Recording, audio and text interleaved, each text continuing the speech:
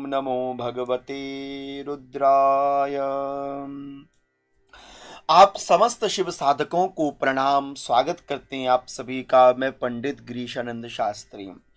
आइए भोले बाबा के विषय में अनमोल जानकारियां समय समय पर मैं आपके सामने उपस्थित करता रहता हूं। ये छोटा सा दास आपको भगवान शिव की अनुपम भक्ति से जोड़ सके। हमारे जीवन का परम उद्देश्य मात्र केवल इतना ही है कि घर घर में शिव हो, शिव शिव के पास सब जन हो। समस्त भक्त भगवान शिव के दिव्यतम मंत्र ओम नमो भगवते रुद्राय का जप करते हूँ और सभी के जीवन में भगवान शिव के प्रति अगाध प्रेम हो। इसी भावना को लेकर मैं आपके सामने उपस्थित होता हूं कि क्यों नहीं भगवान शिव की पूजा से कुछ और भी विशेष देखा जाए। कैसे विशेष देखा जाए तो आज की वीडियो से आप समझ ही गए होंगे कि 7 प्रकार का जल हम भगवान शिव पर अर्पित करते हैं तो क्या होता है। 7 प्रकार का जल जो मैं आपके सामने उपस्थित करना चाहता हूं, प्रस्तुत करना चाहता हूं। और सच कहें, जो कुछ कहेंगे शास्त्र प्रमाणों के साथ कहेंगे, इसलिए विश्वास तो हम पर बिल्कुल मत करना, शास्त्र प्रमाणों पर ही कीजिएगा। इसी परिपाठनी में हम आप सभी भक्त नाना प्रकार के कार्यों की वृद्धि के लिए, घर के लिए, परिवार के लिए, व्यापार के लिए, वैभव के लिए, स्वास्थ्य के लिए कहीं ना कहीं परेशान रहते हैं। और देखो, उन परेशानियों के समाधान को आप बाहर ढूंढते हो। सारी समस्या का मूल समाधान मात्र केवल एक ही स्थान पर मिलता है और वो है मेरे महादेव की पूजा से। और महादेव की पूजा में भी जो सबसे बड़ा साधन है, जो आपके अंग संग है और जो बड़ी सरलता से आपको मिल जाता है, वो है जल।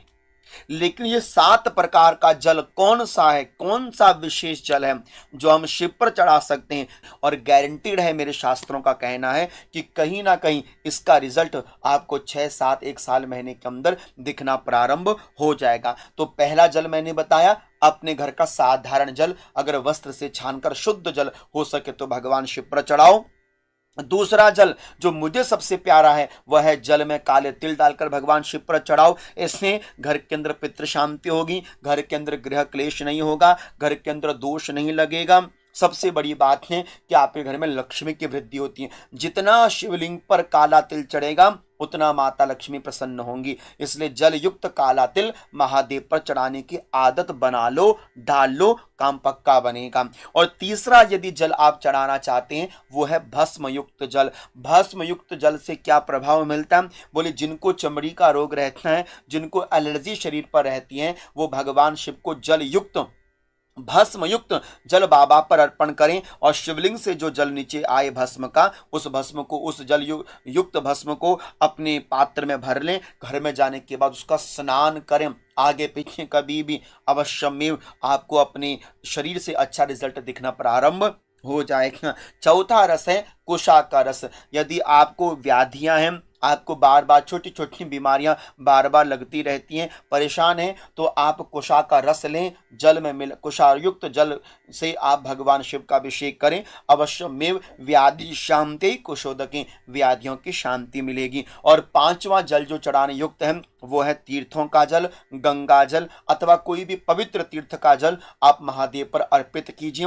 किस कामना के साथ? किस, इससे क्या होगा? बोले, मुमुक्षुस तीर्थ वारणा से मुक्ति प्राप्त होती है, आपको भी, हमारे पितृजनों को भी। ये 5वें प्रकार का जल है। और 6वें प्रकार का जल है कर्पूर युक्त जल, मन की शांति के लिए। जिनको गुस्सा बहुत ज्यादा आता है, बहुत ज्यादा हाइपर हो जाते हैं, है ना, उनको क्या करना चाहिए? बोले, कर्पूर को मसल कर जल में डालकर भगवान शिव को अर्पण करना चाहिए। मन की शांति बढ़ती है। और 7वें प्रकार का जो जल है, पहला है शक्कर के साथ जल लो, जल में शक्कर को मिलाओ और भगवान शिव पर चढ़ा दो। दूसरा, बोले, बरसात का जो जल आता है, बरसात का जल आप एक किसी तांबे की, जब कभी बरसात आगे से आए, ध्यान रखो, ज्यादा नहीं, एक लोटा लो, तांबे का लोटा लो, उसको जल में रख दो। जितना जल उस तांबे पात्र में आ जाए उसी जल से भगवान शिव का अभिषेक करो। क्या होगा? बोले कि जो बुद्धि की जड़ता होती है, कई बच्चे बहुत बड़े गुस्सैल स्वभाव की, बड़ी जड़ता हो, कुछ समझ ही नहीं आता, उनके हाथों से वह जल शिव जी में चढ़ाओ, अवश्य में प्रभाव देखने को मिलेगा। और तीसरा जो सर्वोत्तम जल है वह है जल के अंदर रुद्राक्ष डाल दीजिए और रुद्राक्ष युक्त जल आप भगवान शिव पर अर्पण करो। कोटि कोटियां तर जाती हैं। अब कुल मिलाकर जो रिजल्ट सामने आया कि येन केन प्रकारेण आपने भगवान शिव पर जलार्पण करना है। और जलधारा शिव प्रिया, हम आपसे नहीं कहेंगे कि आप बेलपत्र चढ़ाओ, हम आपसे नहीं कहेंगे कि आप भोले बाबा को कोई महंगी वस्तु चढ़ाओ, हम तो बस ये कहेंगे अपने घर का जल भोले बाबा पर चढ़ा दो। और नियम हमेशा ये बनाओ कि देखो दिल की बात आप तक पहुंचाना चाहते हैं, और मुझे पता है, भरोसा है कि जो मुझे सुन रहे हैं उसमें से अधिकांशतः लोग ये नियम को फॉलो भी करते होंगे। और नियम क्या है फॉलो करने वाला, कि अपने जीवन का एक नियम बना लो कि जैसे बच्चा रोज स्कूल जाता है, ऐसे आपके जीवन का सबसे बड़ा ऑफिस है आपका शिवालय। तो आप भी एक डेली रूटीन बना लो कि जैसे स्कूल रोज जाना जरूरी है, ऑफिस रोज जाना जरूरी है, ऐसे ही मुझे भी रोज भोले बाबा के द्वार पर जाना जरूरी है। क्या करूं, बस अपना सुबह नहाए धोए, बच्चों को सेट किया, जब समय लगता हम ये नहीं कहते सुबह सुबह पहुंच जाए, अपने बच्चों की पूरी कार्रवाई करके बच्चों को स्कूल भेज के, पतिदेव को ऑफिस भेज के